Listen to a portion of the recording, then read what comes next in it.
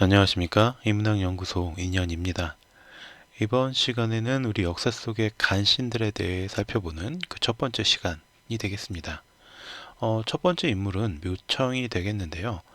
원래 우리 역사 속의 범죄자들 이 시리즈가 다 끝난 다음에 우리 역사 속의 간신들을 올려드리려고 했는데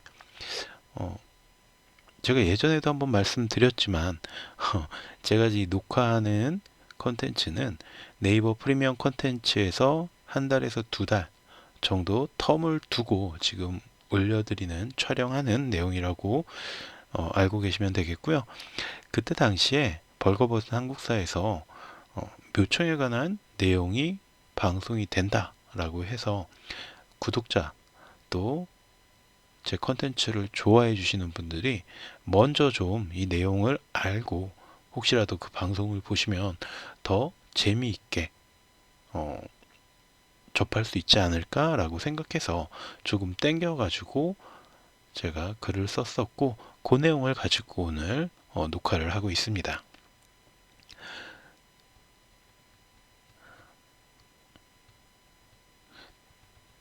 실패한 개혁가 묘청.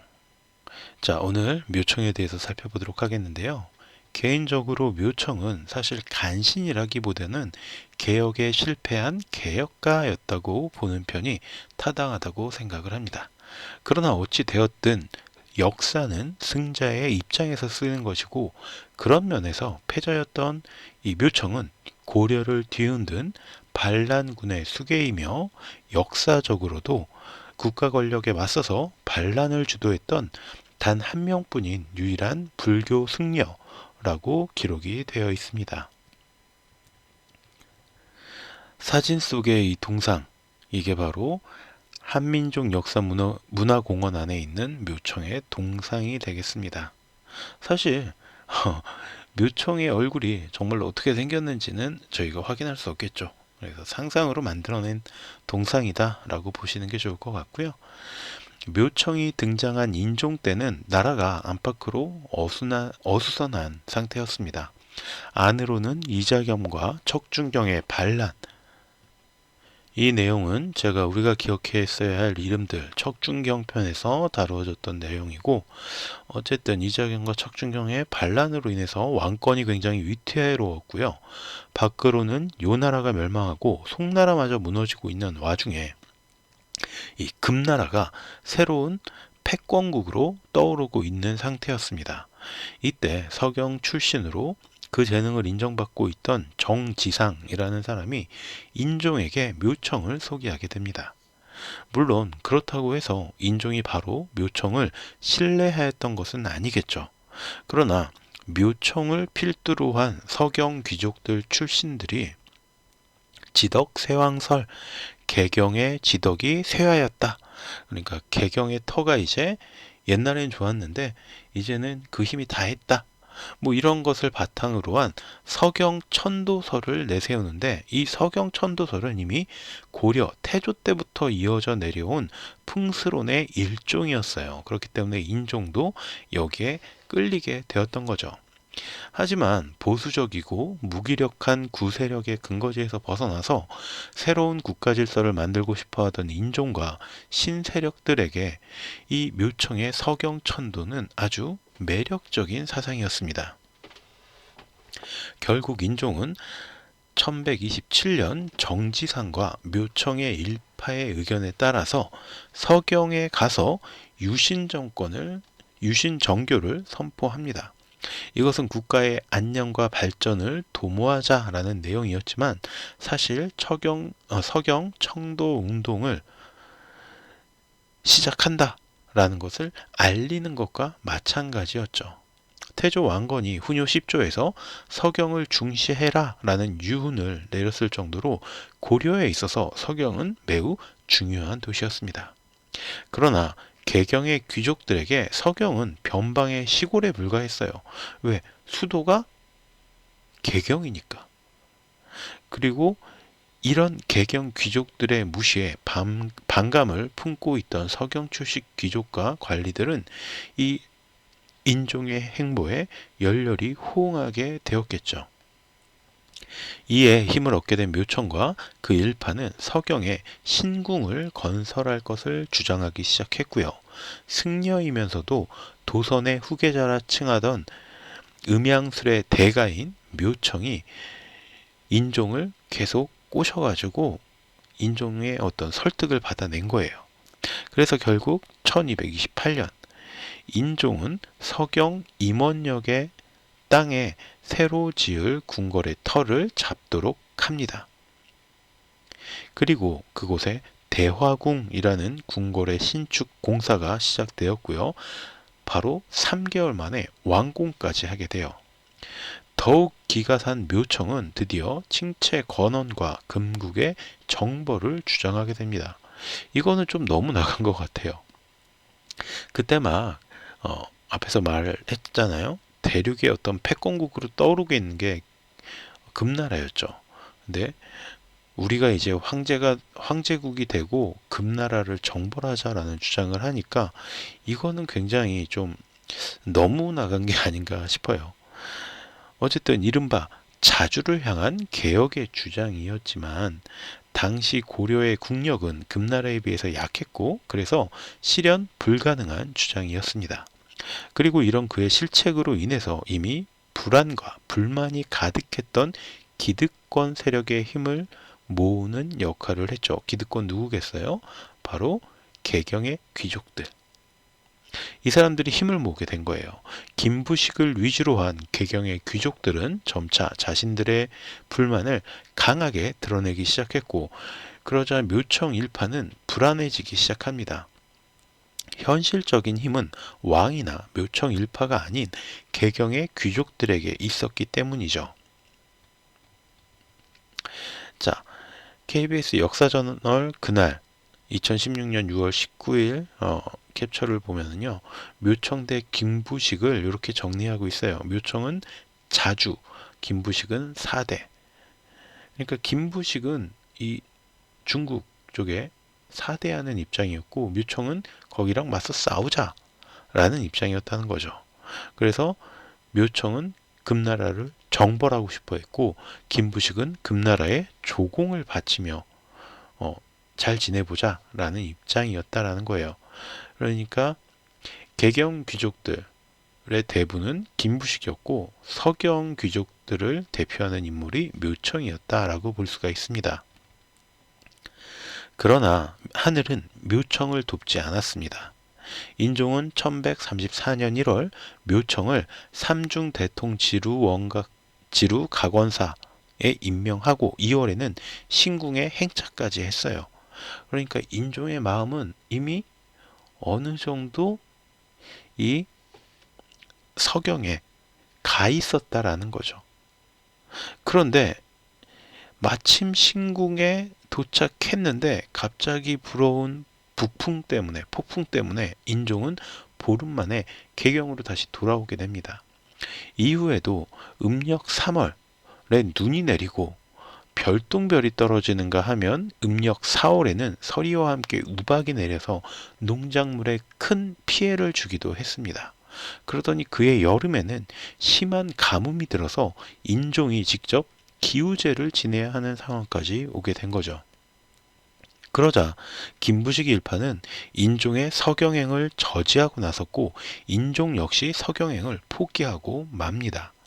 자, 앞에서 제가 말씀드렸던 것처럼 이 서경 천도 운동을 벌이던 사람들의 주장은 뭐예요? 개경은 이미 힘을 잃었다. 개경 땅에 이 터의 힘이 사라졌다라는 거였죠. 그런데 지금 어떻게 됐어요? 왕이 서경으로 가려고 할 때마다 계속해서 안 좋은 일이 발생하고 있는 거예요. 그리고 가뭄이 들고 서리가 내리고 우박이 떨어지고. 자, 그러면 앞에서 했던 자신들의 주장을 서경 출신 귀족들이 유지할 수가 있겠어요? 밀어붙일 수가 없겠죠. 인종도 마찬가지예요. 자, 이래서 김부식과 개경 귀족들의 반발이 거세어지고 이 인종마저 흔들리기 시작하면서 묘청 일파의 위치는 점점 불안해지기 시작했고요. 그들은 결국 백기를 들고 항복하거나 힘을 통한 실력 행사를 하거나 둘 중 하나를 선택해야만 했습니다. 그리고 묘청 일파는 바로 힘을 통한 실력 행사를 선택하게 됩니다. 1135년 그들은 서경에서 병력을 동원해서 자신들의 독자적인 세력권을 세워요. 이후에 개경과의 교통을 끊고 서북지방의 병력을 모아서 국호를 대위라고 짓고 새로운 나라의 체계를 만들게 됩니다. 그러나 여기서 주목할 점은 묘청이 자기가 스스로 내가 이제 대의의 왕이 되겠다 라고 했던 게 아니라는 점입니다. 그냥 그 사람이 원했던 것은 자주적인 독립국가를 세우는 것 그것뿐이었고요. 그렇기에 그들은 이 사실을 스스로 조정에 알리기까지 합니다. 그러나 인종 입장에서는 어때요? 자기도 모르는 새에 자기 나라에 새로운 땅이 들어선 거죠. 그 사실을 듣자마자 인종은 회의를 통해서 김부식을 대장으로 한 토벌대를 조직해버립니다. 자, 이 사람이 바로 김부식이라고 하는데 권오창이 그린 김부식 표준 영정이라고 해요. 근데 이것도 사실은 정확한 김부식의 얼굴인지 우리가 확인할 수는 없습니다. 김부식은 먼저 서경에 있던 정지상과 백수한 등의 머리를 자르며 천천히 병력을 모아서 서경을 고립시킵니다. 이에 서경의 인물들은 당황하기 시작했고요. 서경의 세력은 분산되어 갑니다. 결국 함께 난을 일으켰던 조광이라는 사람이 묘청과 유참 등의 핵심 인물의 목을 직접 베서 김부식에게 투항을 하려고 합니다. 그러나 김부식이 원했던 것은 이 서경 세력의 어떤 항복 이런 게 아니었어요. 그냥 서경 세력이 남아있는 한 개경 귀족들에게 위협이 된다라는 사실을 알고 있었기 때문에 서경 세력이 완전하게 제거되어야 한다라고 생각했던 거죠. 당연히 묘청과 유참 등 핵심 인물의 목을 베어서 투항하려고 했던 조광의 항복은 받아들여지지 않았고 그러자 그제서야 조광은 다시 결사항전을 다짐하게 됩니다. 그리고 이 저항은 1년 넘게 이어졌죠.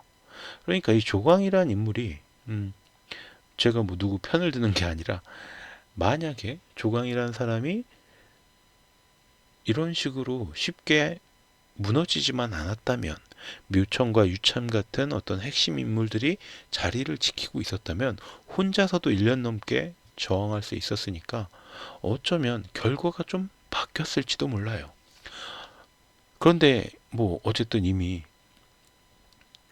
자기 동지들을 배신했고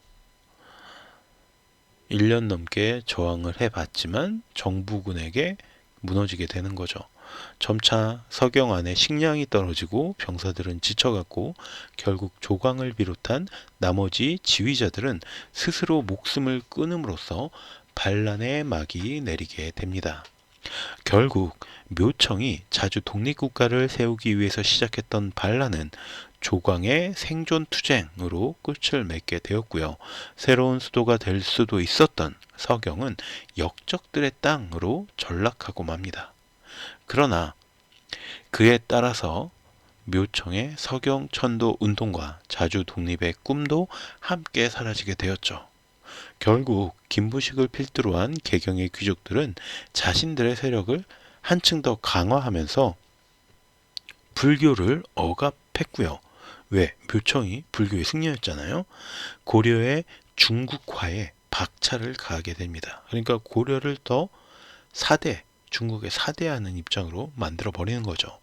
결국 무리한 묘청의 자주적 국가 설립과 개혁의 의지는 그가 꿈꾸었던가는 정반대의 결과를 불러온 것입니다. 그리하여 그는 반란의 주범으로서의 간신이 아닌 성급하고 무리한 개혁의 방식으로 인한 고려의 태화를 가져온 간신이라고 정의 내릴 수 있을 것 같습니다. 마지막으로 신채호 선생께서 남긴 글을 함께 살펴보면서 우리가 묘청을 비롯한 서경파의 서경천도 운동을 어떻게 이해해야 하는지 생각해 보면 좋겠습니다.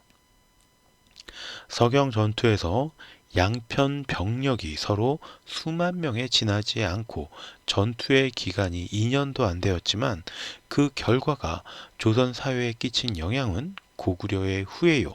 북방의 대국인 발의 멸망보다도 몇 갑절이나 더한 사건이니 대개 고려에서 조선, 이조, 조선에 이르는 1천년 사이에 이 사건보다 더 중요한 사건이 없을 것이다. 역대의 사가들이 다만 왕의 군대가 반란의 무리를 친 싸움 정도로 알았을 뿐이나 이는 근시안적인 관찰이다. 그 실상은 낭불양가 대 유가의 싸움이었고 국풍파 대 한학파의 싸움이었고 독립당 대 사대당의 싸움이었다. 진취사상 대 보수의 사상의 싸움이니 묘청은 곧 전자의 대표요 김부식은 곧 후자의 대표였던 것이다. 이 전투에서 묘청이 패하고 김부식이 승리하여 조선 역사가 사대적, 보수적, 속박적 사상, 즉 유교 사상에 정복되고 말았거니와 만일 이와 반대로 묘청이 승리했다면 독립적, 진취적 방면으로 나아갔을 것이니 이 사건을 어찌 1천년 내 조선사가 제1대 사건이라 하지 않으랴 라고 말씀을 하셨습니다.